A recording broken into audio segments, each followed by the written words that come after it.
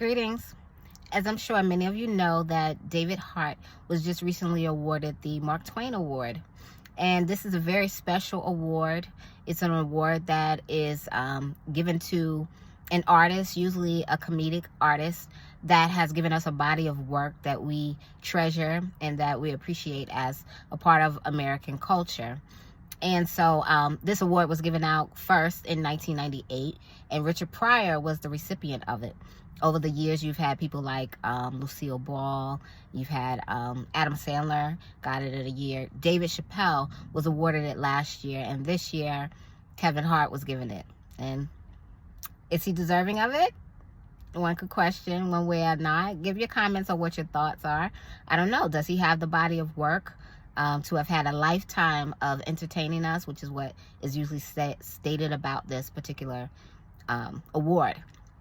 Either way, there are those of you who may say, well, who cares about that particular award and the awards that they give out, right? Sometimes our people, African Americans, we say things like that. But just as a side note of something to think about, when we think about these particular awards that are given out, the Oscars, Mark Twain Award, American Music Awards, all of these awards that are given, these are ways of acknowledging greatness, some level of greatness that has been seen based on a criteria that has been set. And for generations to come, people can read about it. They can see the plaques listed in places like the Hall of Fame, Musical Hall of Fame. They see these things for generations to come. It's very meaningful, very powerful. Just as we have statues that stand up, just like you think about in ancient Kim, how they have those monuments with those pharaohs' names on it, and forever, quote unquote, forever, these things will be there for the longest time in human history to learn about those great people who came before. And just as we have big statues, we have statues of Dr. King, and we have statues of our presidents and great presidents. Not every president has a statue, but great presidents have statues.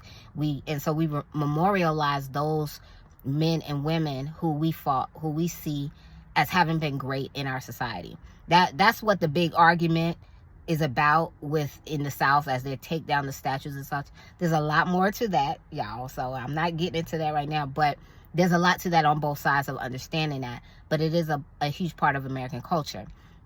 This is the other reason why, with a book like mine, something like this, things every African American should know, why this is also important. Because just as you have those plaques that withstand the weathering, and for generations to come, for centuries to come, people can read that, they can see those statues, and they can learn from it and think about the people who walked on these grounds and did great things.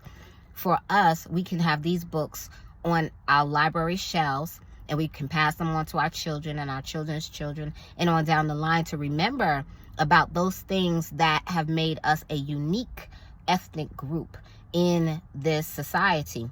Long in the many generations later, when so many of us have blended in, and you no longer have things like hip hop and jazz where you see African American faces, or when things that you don't see anymore, like ragtime music, some things that have passed through the culture and are long gone that we don't know anything about anymore. Negro spirituals and such. We don't know about all of these things.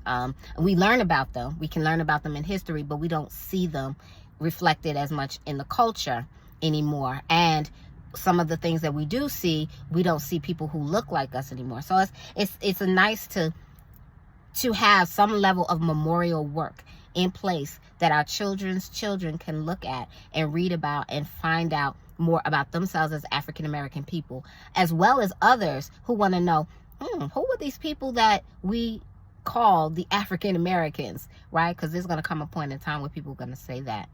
Yeah, the way things are going, people are going to say that one day. Who were these African American people?